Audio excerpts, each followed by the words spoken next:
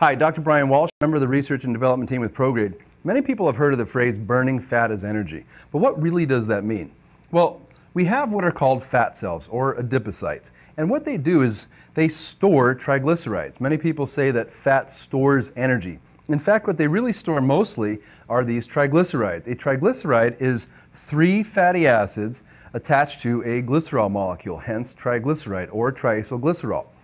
Now, inside fat cells, one of the things they also contain is an enzyme called hormone-sensitive lipase. Hormone-sensitive lipase has the ability to break off these fatty acids from the glycerol molecule and release them from the fat cell. Now, these free fatty acids, no longer bound to glycerol or a triglyceride, these free fatty acids can circulate around our body, enter into other cells of the body where we have something called the mitochondria. Now, the mitochondria is often known as the powerhouse of the cell. And the reason why is because it creates energy, also known as ATP.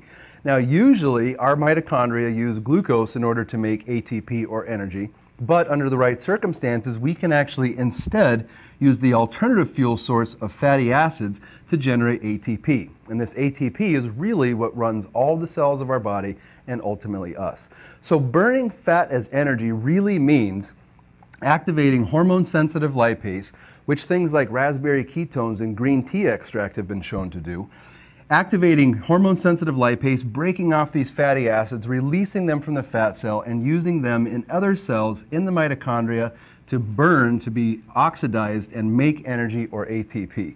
And the last thing to note with this is notice that the best you can do is to shrink the fat cell by removing as much of these fatty acids as possible.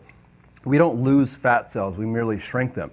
So when you hear burn fat for energy, hopefully now you have a slightly better understanding of what that really means, and we don't actually lose fat cells, but rather by getting rid of all these fatty acids, we can actually shrink the fat cells and hopefully get the body that we desire. I hope you found this video helpful, and thank you so much for your time.